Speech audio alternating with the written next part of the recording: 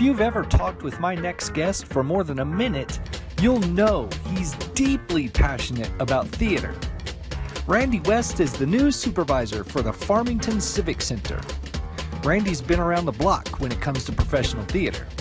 He's worked with musical theater icons like Stephen Sondheim, George Firth, and Hal Prince. Randy also founded the Stephen Sondheim Center for the Performing Arts at the Fairfield Arts and Convention Center in Fairfield, Iowa. And now he's here in Farmington with a goal to open a professional musical theater company under the Civic Center. This will employ local actors and musicians to present professional music theater performances at the Civic Center and the Lions Wilderness Park Amphitheater. Our little city has big plans for the entire region. Actions are being taken to make those plans a reality, and Randy plays a part in those plans. Exciting things are happening here, folks. I'm going to chat with Randy for a few minutes to see what led him to choose to bring his entire talented family to Farmington. Want to see how it goes? Come along for the ride in Ken's Think Tank. Ken's Think Tank is made possible by the following sponsors. Trattoria de Bernardoni is Farmington's authentic Italian restaurant. Rooted deep in Italian history, the Bernardoni family treats your family to food that loves you back. Drop in and tell them Ken sent you. You'll be glad you did. From the moment you walk into the Cave Men's Grooming, you understand this is no average barbershop. This is a place for men and their grooming needs. In a world full of guys, be a man. Drop by the Cave Men's Grooming and join the revolution. 505 Motorsports in Farmington is awesome. They sell vehicles of all makes and models, as well as four-wheelers, motorcycles, boats, RVs, and more. They even offer in-house financing and co-signment. You are not from here. I am not. I was born and raised in Southern California. I was born in a small agricultural town called Hemet. So I was raised in a baseball family, and I played baseball and in this little agricultural town. Yeah. And it happened to just have the arts were really strong in our school district. And my mom had been a dance major in college, and my dad was a good enough athlete that sometimes my mom would make my dad partner my mom, and he could do that. And so he was a terrific athlete, but he had no arts prejudice like some athletes do, because my mom was a dancer. So he didn't grow up thinking that people in the arts were weird. Right. And so when in 8th grade they came in looking for little boys to be in a local production of The Music Man, my best friend, we were both drummers, my best friend said, "I'll do it if you'll do it." And so we went in, and then they found out that both of us could sing. So they put us in the ensemble as, just town kids. Right. So we did more than the other kids. The other kids were just in the band at the end. Yeah. We did that too, but we were kids in all the ensemble stuff. And I came home at the end of Music Man and said to my parents that this is what I'm going to do for the rest of my life. Yeah. And I talked to my parents, and they both said, well, if this makes you happy. So good old Norm, God bless him, he sent 3 kids to college, and all 3 of us got degrees in theater. Really? And at one point, I was really, really lucky in my early career. My career just took off. I was hired by the University of Redlands to stay and teach the musical theater classes. So I went from going to college to teaching college. Okay. And and the guy that taught me how to direct went to Fullerton, and basically he was very popular. His name's Gary Krinke. He still directs a ton. And Gary would just say to people that were trying to hire him that I'm busy, but if you can't hire me, if you like what I do, call Randy West, and he would give him my number. So I was just directing all the time when I was young, and I did that for 3 years, and then I got offered they did a national search, and I got offered the job as the theater coordinator for the city of Phoenix. And I did 5 years in Phoenix, and when I was there, so a group of my kids that I had 2 or 3 years before went to New York to see shows. And while they were in New York seeing shows, they took it upon themselves to contact Stephen Sondheim's office. Yeah. And when I taught college musical theater, I taught Steve Sondheim like he was iconic, because if you're studying contemporary musical theater, right. I mean, Steve started by writing the lyrics to West Side Story right. in '59, and then he stayed in musical theater. But you get to the '70s, and he wrote the music and the lyrics to Company, Follies, A Little Night Music, right. Pacific Overtures, Sweeney Todd. I mean, he really defined contemporary musical theater. He really did. Yeah. And so I had taught that, and if you were in a class of mine, I just today, as a matter of fact, was out at the San Juan doing their Encore Brown Bag program, and they asked me to come in and talk about Musical of Musicals, and which is spoofs 5 different styles of musical theater, including Stephen Sondheim.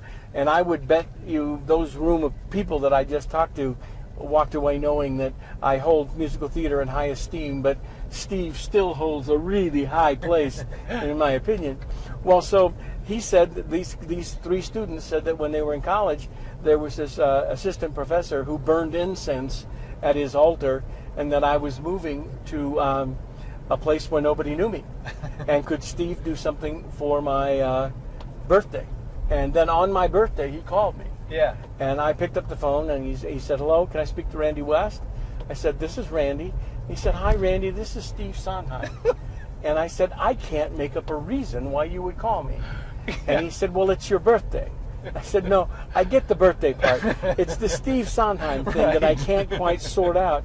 And he said, "Well, 3 of your students called me when they were in New York, and they said that when you taught contemporary musical theater, you taught my work as if it was significant."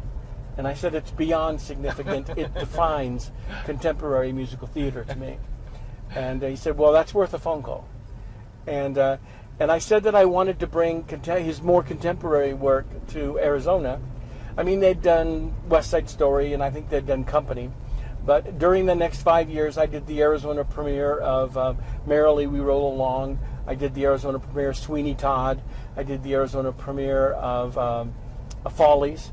And when I did Funny Thing Happened on the Way to the Forum, he negotiated for me to get those numbers that later were put in for Nathan Lane when he did the revival. I actually had him in Phoenix. So he gave me little things to make my Sondheim project special. Right. And he was available anytime I had a question, to answer a question. And then as I was going into my 5th year, I was doing an all-premiere season. And I had already done the original version of Merrily, but Merrily only played 11 performances on Broadway, and closed. And it broke up the collaboration between Hal Prince and Steve Sondheim.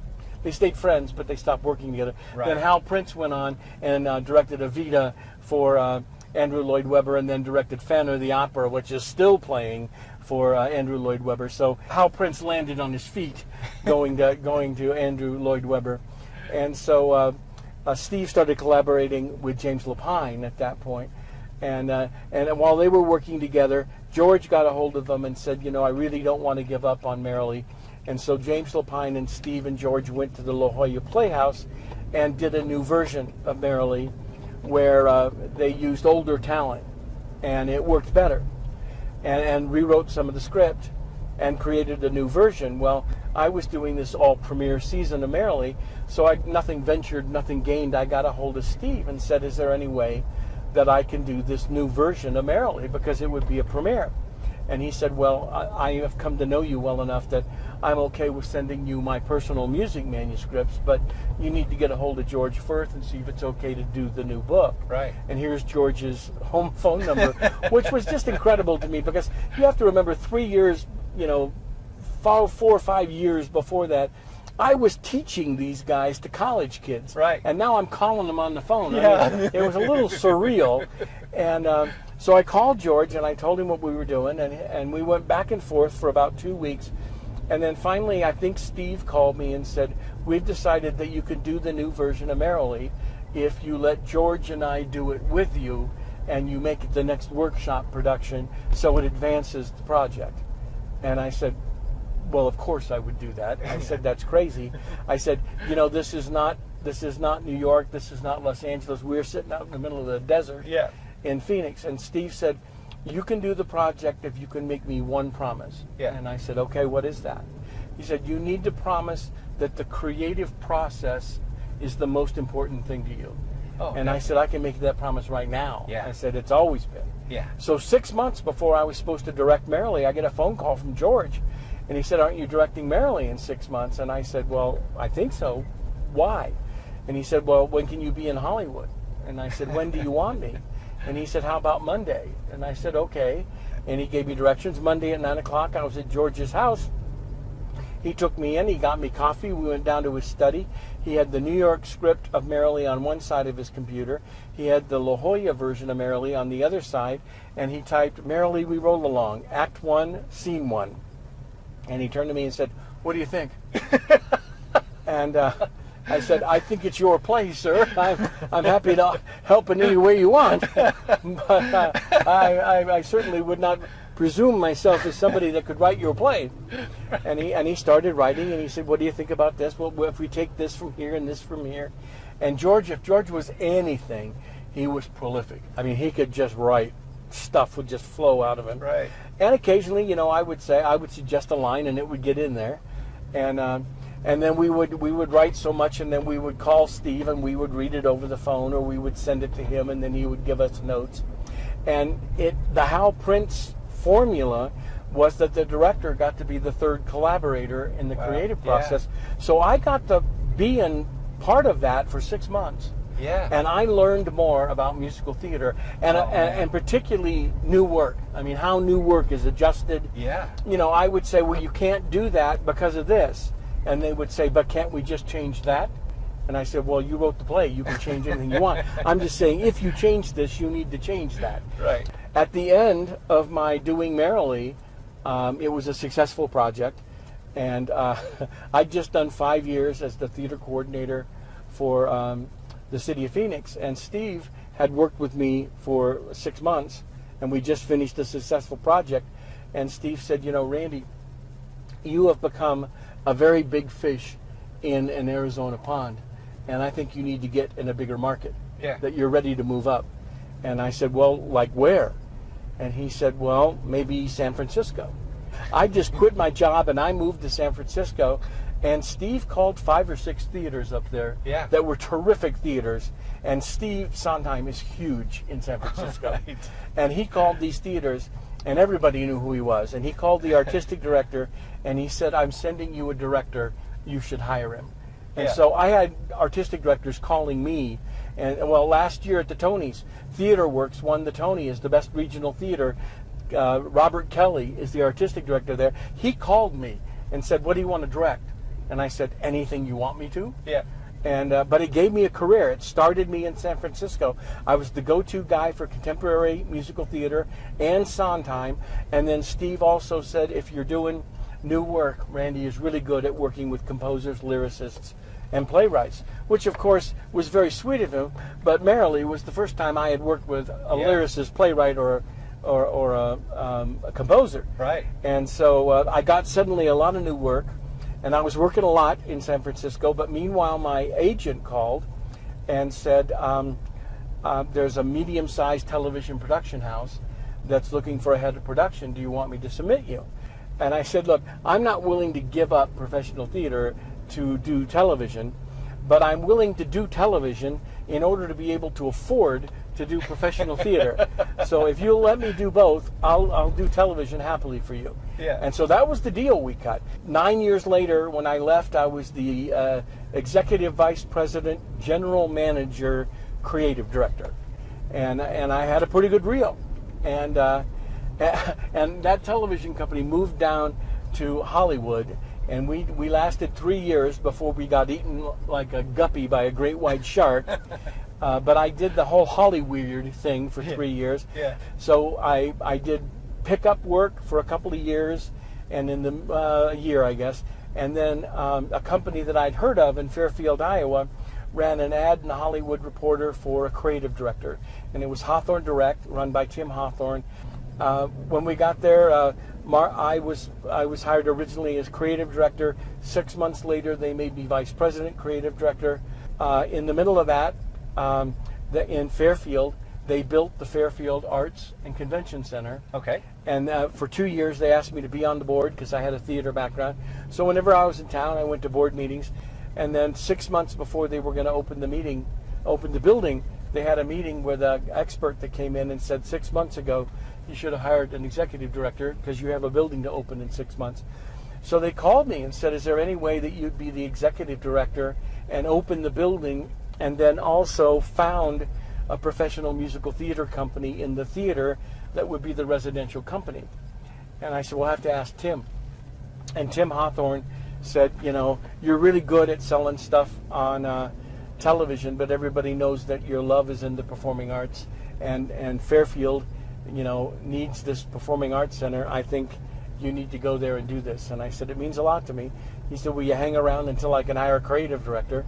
I said, absolutely. So I did both jobs for a while, and then moved to I did manage the building, and then turned it over to an executive director that did the building, and I stayed with the musical theater company, which was called Way Off Broadway, because let me tell you, if you're doing professional musical theater in Iowa, you are way off Broadway.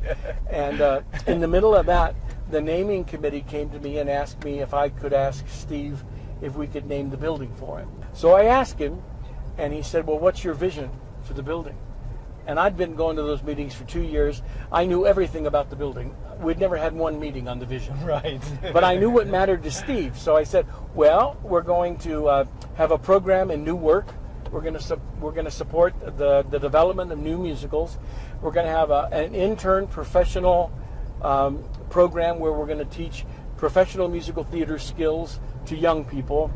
And we're going to try to become a name in professional musical theater in the Midwest. And he said, well, if my name will help you do that, you can have my name.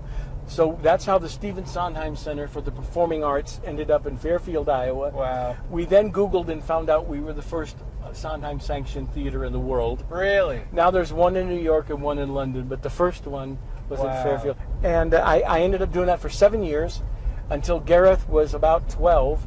And he said, am I destined to spend all of my adult life in Iowa? And I said, probably not. So I started looking around. I ended up spending about a minute and a half at a theater in Junction City, organizing it for the city manager. And then I went down and opened a theater in Houston, and that took about a year. And then this theater that I just came from in Great Plains, the Great Plains Theater in Abilene, Kansas, hired me as their artistic director, and they hired Margaret as their education director. And then Margaret finally also became their executive director. And William, our oldest son, they hired as the cinema manager because we were also the cinema. So all of us were employed there. I found out about this job, and I had a really good conversation with the assistant city manager and Shauna, who's the head of the department. Right. We just talked about all kinds of things. They emailed me back and said, Randy, this position has come open. We'd like you, if you're interested, to at least look into it, which was the Civic Center supervisor. Right. And I looked at it, and I sent them some more stuff. And then we had another great conversation. And I think I was the only one of the people they interviewed that had run a facility and founded programs. Right. Because those don't usually go together. A facility Sure. person is kind of a facility person. Right. They kind of run buildings, and people that found and create things usually don't Right. run buildings. Right. It's kind of left brain, right brain. Yeah. And I'm kind of ambi-brained. Ambi-brained. And so we got to talking, and Abilene it's really got some great tourism stuff going, but they can't seem to get all of that oriented on the same page, going in the same direction to really grow the town. Okay. And all of that is existing, but kind of on their own. Right. And then I ended up having a conversation with Farmington when they said, read this stuff. And it was about how the mayor and the city council and the city manager and all the people working have this vision that they've already started with outdoor adventure with the Jolt Your Journey. They're redoing the whole downtown to be fit for festivals and big activities. They're coming out of a renovation with the Civic Center, and they want to add that as a cultural component. And so here was this city sitting all prepped, already in the middle of a plan that they were executing. And they said, if you came here, you could take this cog. Yeah. You could do this little component of this big thing.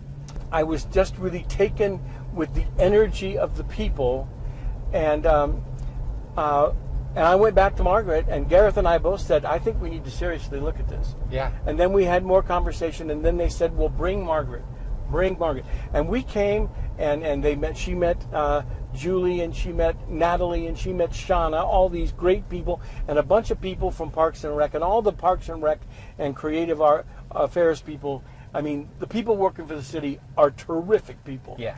And we all met down through, and I'll tell you, to this day, when Shauna talks to a new group and talks about my being hired and my coming here, Shauna always says that we didn't hire Randy, we brought his family to Farmington. Yeah. And that his wife does these kinds of things, and his son does these kind of things, and his older son does these kind of things, and we are so happy to have them be, melding into Farmington. And I always say that we've never felt more welcomed in an environment ever than we have in Farmington. I have never taken for granted what I get to do for a living. I mean, there are really talented people, and I know a bunch of them, that haven't been able to get it put together to do what they want to do with their life. I mean, they're doing it on the side, or they're doing it. Sure. I'm to be lucky enough to have it be the thing that you do. Right. Because of my father, I always fall back on a sports metaphor. You have to be lucky enough to have them give you the ball. But after you get the ball, you have to have done your prep and have done your work so that you don't fumble it, that you can run with the ball. Yeah. And I've been lucky enough to be given the ball, and most of the time I've been lucky enough to not fumble it. So I've been very lucky in my career, and I'm surrounded by a whole family that makes my work. It's funny when I'm doing the Civic Center, and little things come up, and somebody will come up to me with something that's crucial, and it'll be a family thing, and I say, look, family trumps everything. Yeah. We'll figure a way to figure it out. Let's go work through it. Yeah. And so even though I'm passionate about what I do, I think there's a balance in all of it, and I didn't have that when I was young. Yeah. I mean, that came to me later on in life, Sure. and I'm so happy that did come to me, and then to be surrounded by these people in Farmington. I mean, I go back to the fact that I'm a little cog in this whole big moving Farmington, but I will close by saying I get, because of the way things are trying to go together, I get called into a lot of meetings. Yeah. And I have spent my career, I have been in so many meetings where the people in the meeting were trying to decide why something could not be done. Right. And I have been in multiple meetings in Farmington, which have involved the county and the city and commissioners and people. I was there because of the Civic Center. Sometimes Brent's there because it involves the film stuff. Right. But you're in that room, and it's a whole room full of people that are all trying to figure out, how can we do this? Right. And I don't know if you know this, but that is so rare to be in a motivated environment where people are saying, well, we could do this, or maybe you could do that, but we will do this. And now, I will be honest, in these meetings, the things that we're working on are not done yet. Everybody got assignments to go see if they could do their parts of them, but everybody went out with something they were trying to get done to come back, rather than having a meeting that by the end of the meeting, it's dead. Right. We left a meeting with something alive that was going in a direction, and that's thrilling, I'll tell you. It's ideas versus excuses. Absolutely. Yeah. Absolutely. Yeah. Outstanding. Thank you. I'm really excited about the future. Thanks About so the now much. and the future. Me too. Outstanding. Well, Come thanks for see coming us. on the show, man. My pleasure. I will be here all the time. Thank you. I'll look for you. Perfect. I'll look for you. That's right.